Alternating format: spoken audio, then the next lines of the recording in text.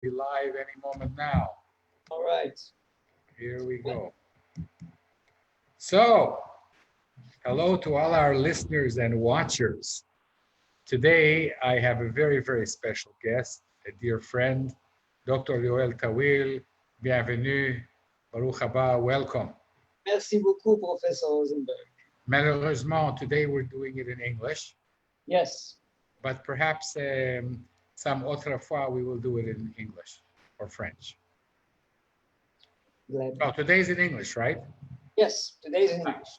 Okay, I just wanted to check. So, la prochaine fois we do it in French. All right. And our subject is creativity, but before we start, we must have the jingle. Are you ready for the jingle? I am. Good. So, how did that get here? Okay, we are ready to go. Get a chair, grab a seat, we'll sweep you off your feet. You got now. Ease your legs, rest a while. All you gotta do is smile. We're swell, can't you tell? You got now. When the show begins, you better hold on to tight. Or before you know it, you'll be high as a kite. Take a break, settle down. We're the only show in town. It's our road, don't you know? You got now. Give it up, don't think twice. We're a hurricane on ice. What the hell? Give it yell, ring a bell, show and tell. Mademoiselle, give it smell. You got Mel. You got Mel. And Mel has Dr. Yoel Tawil. So, Yoel, we start the show with a question. Who are you? So, please take 60 seconds and tell everybody who you are. Well, my name is Yoel Tawil.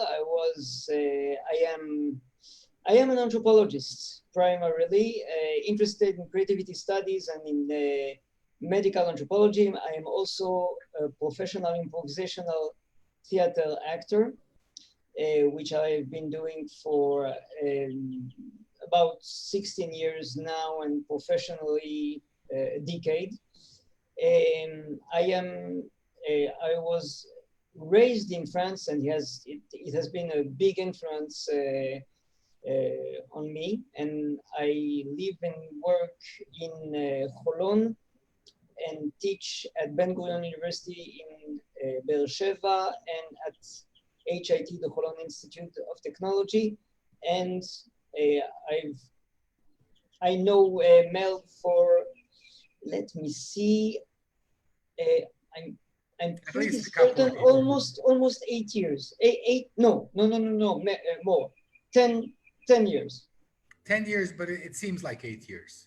Yes, it seems like 8 years. And you haven't changed a bit. No, so neither have you. You're an anthropologist. People don't even know what that means. Okay, so an anthropologist anthropology is the comparative study of culture. Of course, culture can mean anything, and anthropology has been accused sometimes of being interested in anything the anthropos, the men and women, it should be said, does and says, and the performance of human culture. But I think it's mostly methodology. While the sociologist may rely on quantitative methods in order to investigate human culture, and the psychologist would be more interested in the individual or the psycho or pathologies, then the anthropologist would be, or meetings one-on-one, then the anthropologist gets up off her chair and actually goes into the field and meets people, creates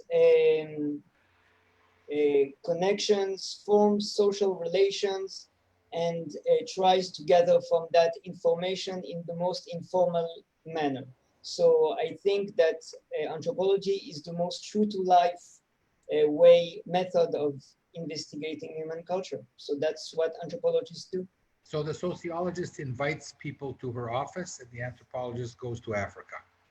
Absolutely, it doesn't have to go to Africa. It can go down to the street.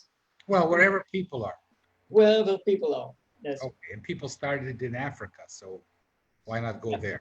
yeah. Okay, so that's not Corona. So Yoel, you when I met you, you were starting a very interesting PhD. Yes. How did that work out? Well, it worked. It worked out fine. It ended with a PhD. That's the best outcome. Yes, yes, it is. And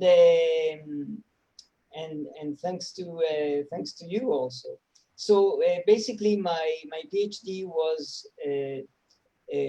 what is the meaning of um, of creativity in the Jewish Israeli context. That means in a culture that is said to be saturated with it, and for better or for worse, celebrates it and self-identifies with it. That was the basic question. And of course, there are many answers. Where does creativity comes from in this particular cultural context? Why is it good and why is it also not so good? So do you really, are there studies that show that Jews and Israelis are more creative than other people? There, there are several studies that that imply that this may be true, but these studies have been severely criticized for being almost racist. It's not when you talk about a national character or cultural character is something that in anthropology, while it was widespread and a very relevant paradigm in the 40s, in the 50s, and to some extent it is still true, has been buried its by the fact that it can imply, it can turn into a subtle racism. So, But so in order to measure creativity, you would need creativity need tests. a test. Yeah, So if the Jews are writing the test, then the Jews are going to come out on top. yeah. If yes, basically, when you write a test, you write it for yourself. When you write a theory, you write it for you. You write the thing. When you write, correct me if I'm wrong, but you know when you talk about creativity, you're talking about a process, a product, and there is a third component that is social acceptance. That means someone else has to say this is creative, either a community or a part of it. But the first person who gives the social acceptance is you. You when you compose, when you write, you are the first to give the social acceptance. So Absolutely. So that is so a good thing, and that is also yeah, we give ourselves marks in our own creativity. yes, So and it's a self-defining thing, you know. and Uh, you Cognito ergo sum creative. yes, and you may also rate yourself negatively on creativity, and you may be completely wrong about that because you may be absolutely your idea may be absolutely amazing, but people are often self-critical or the opposite. Okay. So So one of the curious things about Hebrew as yeah, opposed to English. In English, when you say I created something, creativity, it's the same word in English that we say God created the heavens and the earth. absolutely. So when you say that a person is creative, you are ascribing divine a quality to that human being. That thing that tendency accompany is you can find it in language even today when you say someone is gifted, the gift has came from above, or when you use the metaphor of light for creativity, a flash of genius, an insight, a brilliant idea. The use of light is very religious. There was darkness, and then something happens, and this also dictates our mode of thought. But by using another language, by the way, or other words, you can you can even teach yourself to think differently. For example, in Hebrew, it is not about creating, but Yetziratiyut has its association with Yetzer, which is the um, which is It's almost libido, you know. yes, yes, it's libido. It's very libidinal. It's very primal. It's very Yeah. archaic. And the Yetzirah, which is a creation, but not necessarily something that is. Because in Hebrew, a Yeah. human being creates his yotzer, Yes. right? But Yes. God is boreh. It's a different word. Correct. And if you use, by the way, there are various. I met a teacher once who taught classes from third to sixth grade of young inventors classes, and she took the children before the classes to the garden to teach them long-term planning and responsibility, and she asked them to talk about their ideas in terms of seeds that you plant, that you take care of, and you wait for them to grow in order to and to bear the fruits. So if you talk, if you use a different metaphor altogether that relates to gardening or cooking, then you don't have the immediacy of light. So creativity becomes a process which is much more, which is slower, and perhaps the result will be better because of that. Conversely, you can point to the word talented. Talent, by the way, is a monetary unit. That means I am willing to pay for the product that this creative person combines. So language is a very interesting way to relate to. So To language actually creates it creates the value, it creates the definition. Language shapes thought, Yes. and we are still influenced by the language from the that originated in the Judeo-Christian tradition that from the 3rd century onwards. Okay. So, Yoel, what I'm intrigued is that you were ascribing some kind of a reward for creativity. You know, you take a seed and the seed grows into something that is tangible, that is valuable, Yeah. it provides a service for mankind. But I would argue the opposite. I would say the most creative things are don't have any service. Don't have any. You're welcome to argue with me. I mean, it's my show, but you could argue. Yeah. They are morally neutral. They can be used For my mind, things like improv and nonsense. For me, nonsense is maybe the pinnacle. You know, in French, pinnacle. I don't know how to say pinnacle. Yeah. The highest niveau of creativity is nonsense, which has no intrinsic value, because if it has any sense to it, then it's not nonsense. That is true if you define creativity as and it depends how you define creativity. Creativity, for me, is the multiplicity of possibilities. But the definition multiplicity of possibilities also relates to itself. That is, creativity can also have a multiplicity of possibilities in relation to its own definition. So it can be almost everything and almost and almost nothing. But we are we think of creativity, I think, in terms of breaking free of chains, and there are, of course, societal chains. So the more the creativity is unbridled and free and raw and you know and counter cultural, then the more creative it is.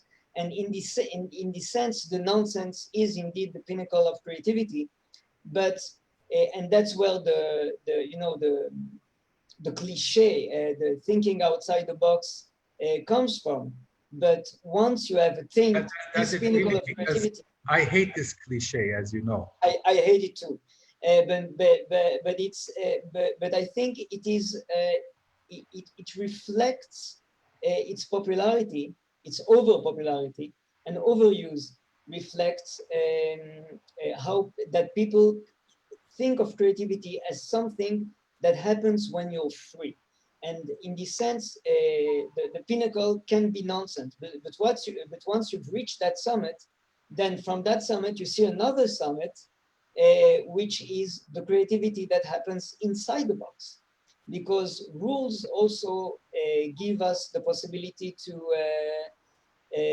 be creative. They give us perhaps rules that we can try to bypass, or rules that give us that protect that give us some sense of protection. For example, if you were on the top of a very high, very tall building, and on its rooftop would be and imagine that there were no barriers to keep you from looking down, then it would be quite scary to go there and actually take a peek. But if you felt perfectly safe to actually go to the edge and look down, and safety is of course a rule, then you can allow yourself some more freedom that you would if everything was open uh, and there was and there was no safety. No safety net. Yeah, no safety nets. I like safety nets. I feel safe. I feel more creative with the safety nets. By the way. Okay, but but as we mentioned, we often give ourselves scores. So I want to come back and ask you. So how do people judge creativity when they want to do research on it? How did you judge creativity? What are the criteria? Because it's very hard to judge creative nonsense, right? Things that are useless, it's much easier to grade things that are useful. Yes, it's much easier to grade things that are useful. Well, basically, the most, since we're talking about creating out of nothing, and God created the heaven and the earth, and there was nothing before. It's important to say this because today is our Tisha B'Av. Yes. It's the date of the destruction of the Second Temple. And so let's make this clear. Thank you, God. Thank you, God. Make it very clear. God created the heavens and the earth. We're just here for a while. We do not argue about that. We cannot take credit for those things. Yes. By the way, the destruction is also renewal. So, so in destruction, there is a possibility to start anew, to start for a fresh start. We undergo a process of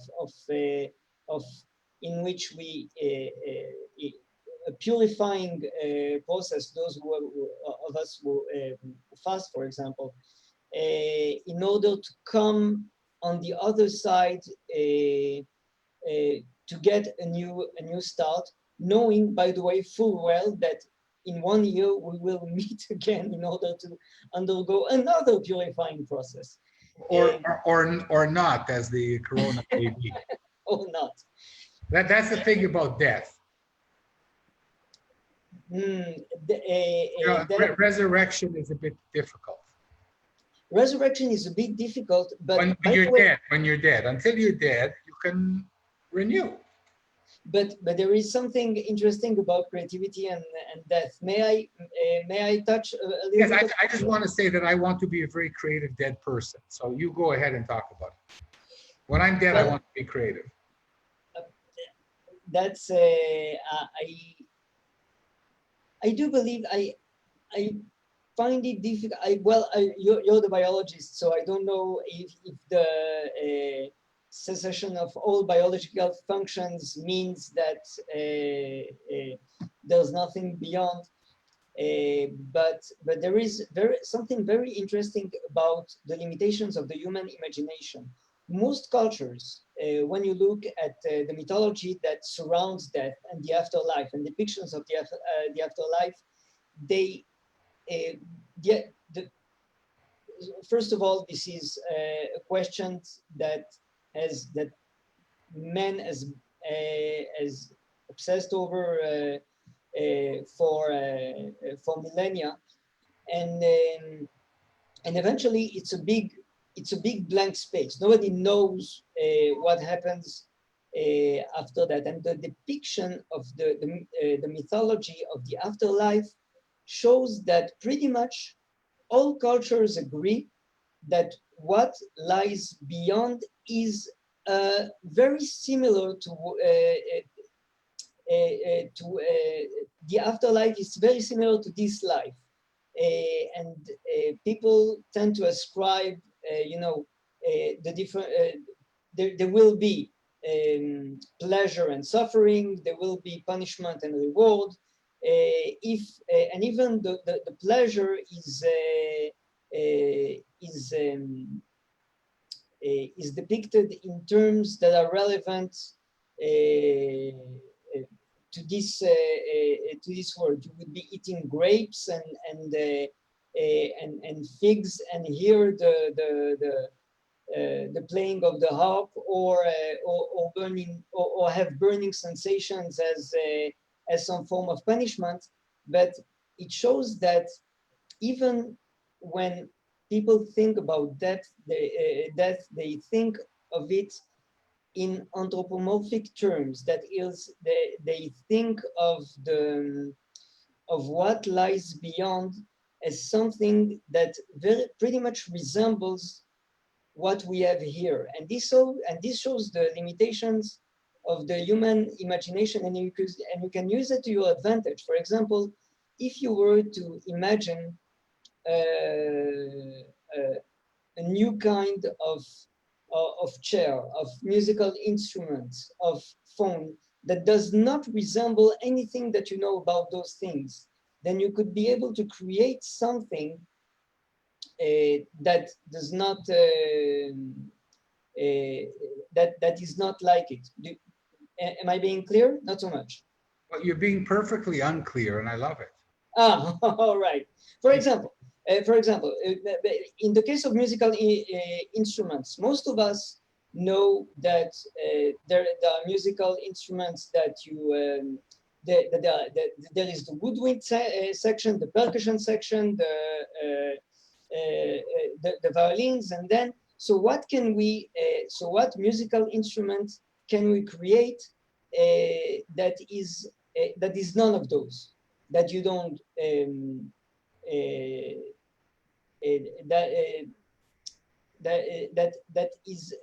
that you don't, for example, a musical instrument that you do not touch. Yeah, Does this exist? You're talking about the hoo-ha section. Yes. Where people play right. hoo-has. Yes. So you know what? We're gonna. I'll leave that. You want to be creative in death. I want to be creative in death also. By the way, there is a saying which I love very much, and I think you do too, is that uncreative people are, or maybe afraid of life. Creative people are afraid of death, and we are all afraid that our time on earth may be too short. But the more creative we are, the more afraid we are, and that is a good thing, because it urges us to live each moment to the fullest, and to doubt everything. I think that is a good thing. That is something to aspire to. Okay, and let's move away from death here. Please. We can always come back to it. you know, Yeah. eventually we're going to come back to it. Yes. But in your TED talk last year, which I loved very much, you gave a very inter- interesting non-definition for creativity. What was Well, that? I basically, my argument that was creativity should not be defined. Once you have a definition, you lose it. But what is interesting is that we love definitions. We love clarity. We most recently, an anthropologist, Lionel Tiger, and a psychiatrist, Michael Maguire, have published a book about religion, in which they argued that our brain biologically enjoys being presented with certainty, symmetry, and resolution. That is clear definitions. Creativity is the opposite of. It is. You have to. We are certain that it is this and not something else. And in order to get there, you will have to do that. And we love it. We enjoy it on not on the level of even the mind, the psyche, but on a biological level. We feel calm, soothed, and and provided with a certain ontological reassurance that everything is in its place. And when creativity, and creativity, if you define it as a multiplicity of possibilities, then by definition, this definition contradicts being in a state of homeostasis. We love it, but we're not going to be creative that way. So in a way, what you said about nonsense being the pinnacle of creativity, I agree with that, because nonsense, it's the absolute creative destruction of certainty, symmetry, and resolution. There is no symmetry, there is uncertainty about everything that is that one chooses, and there is no resolution, there is no point to it. So it's pushing yourself to the edge of you could not be more out of any comfort zone biologically than this. Yeah, but this is the interesting question. Okay, Yeah. human beings, part of our biology is to recognize signals. Yes. So if it's a lion roaring, we want to know that it's a lion roaring. We don't want to say to ourselves, I wonder what that noise is. Could it be a pussycat? No. Could it be the leaves rustling? Oh, it's a lion. Oh, my goodness. So our survival instinct is not to play the Sudoku game. Yes. With signals. And yet, we like to be teased. We like to be in a situation where we don't know the outcome. We have to look for it. Is it here? Is it there? Is it here? Is it there? Whereas 50,000 years ago, we would be dead looking. So this is something I don't understand, but you're an anthropologist, so you're going to explain it to me now. Well, why do we? There is a very interesting answer to this, is that basically our biology is still stuck in the past, while our present is much safer. So this is why we, for example, why do we enjoy, for those who enjoy it, ghost trains and dangerous rides and extreme sports or horror movies? We are looking. We may be. We live in a world that is too safe, and we haven't adapted. What? I get it. We haven't adapted yet to the sensation of safety. So we are looking for external stimuli, but still we are looking for them in a safe place. And so we are paradoxically looking for to be unsafe within the boundaries of biological safety.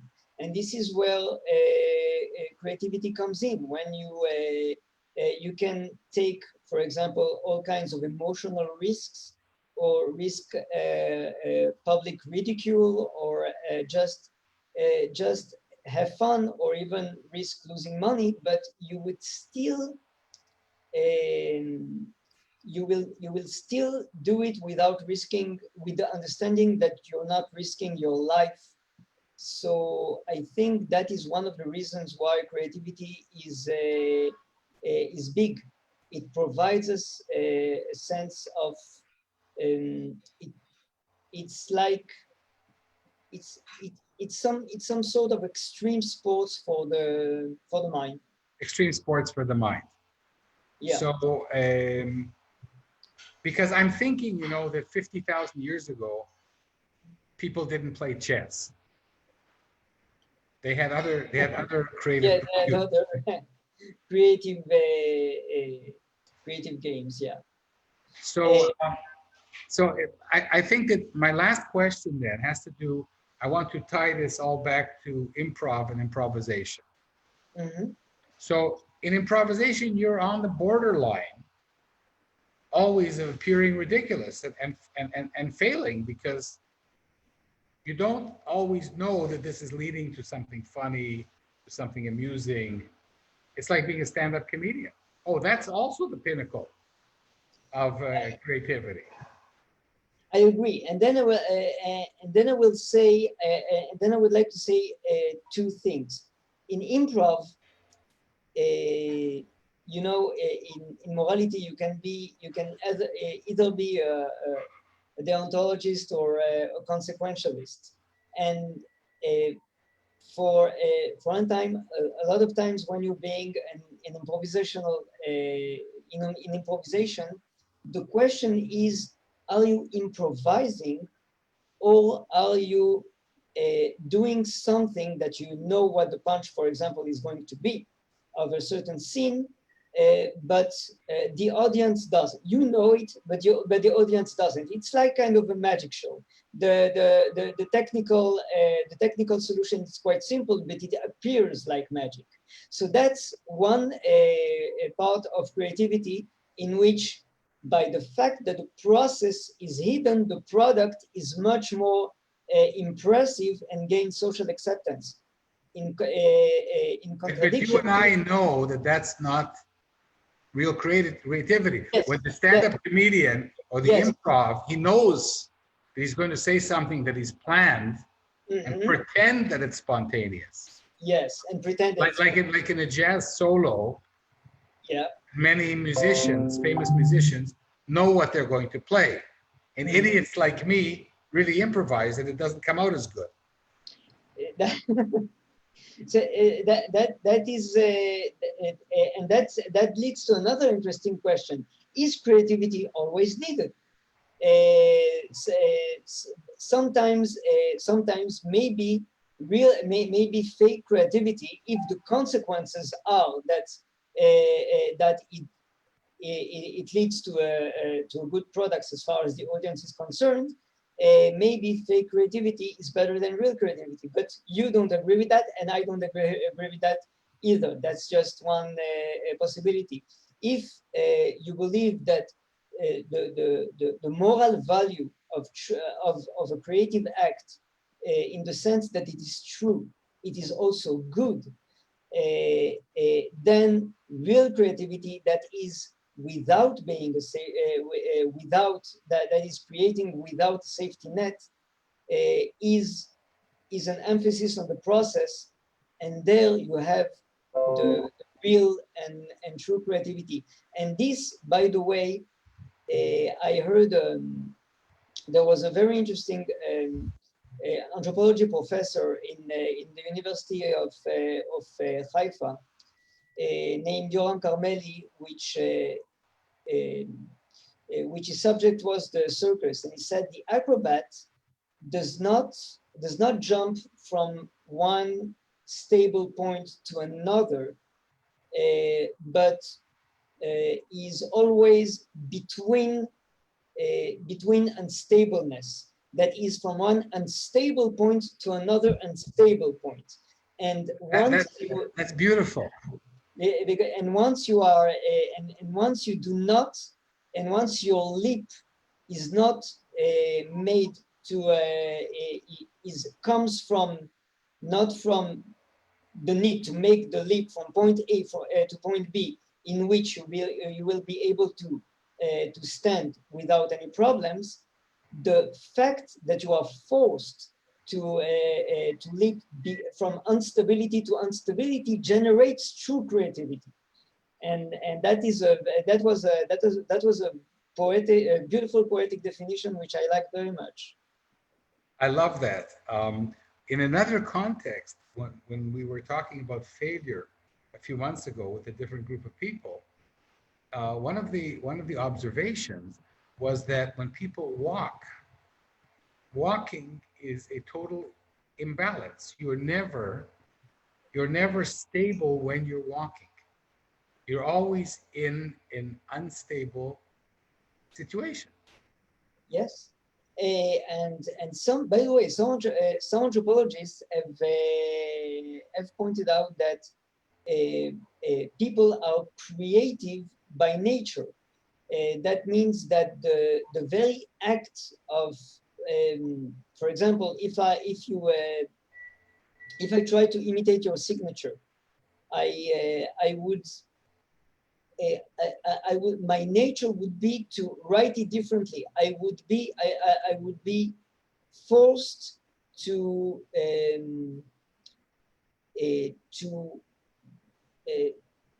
I would be compelled to make an effort to imitate you. That is, imitation would require effort, not creativity, not to do something differently. So yes, ways of walking. People walk in different ways. They walk different paths.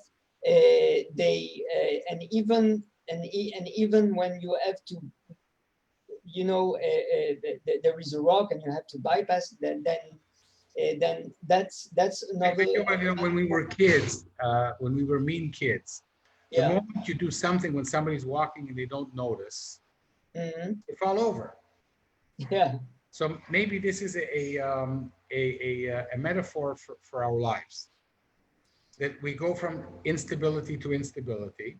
We go from instability to instability. And, yeah. and creativity is part of paying attention to this aspect of our temporary existence on this planet.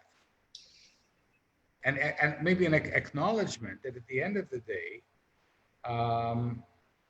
nothing really makes sense. We try to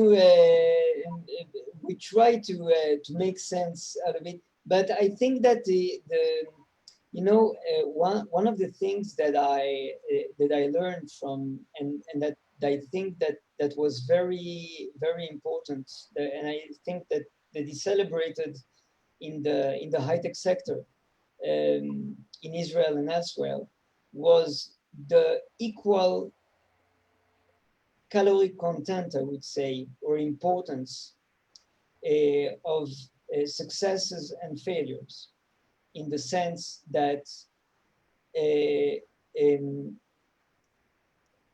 failure is just an unlucky success. So we try, and for reasons that are both internal and external and beyond our reach, sometimes we succeed, but I think that we have some kind of plan. We know how to walk, for example, and we have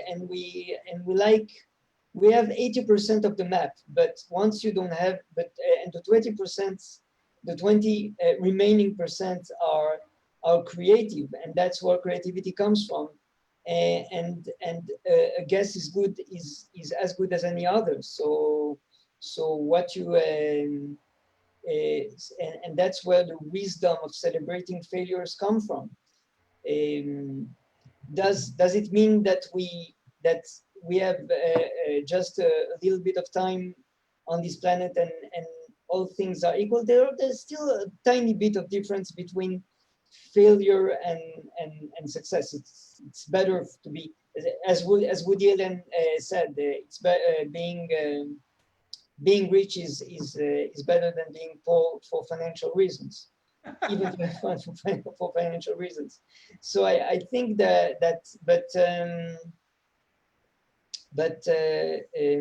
yes, I do believe that we should celebrate nonsense. Life is much more nonsensical and unstable and unpredictable than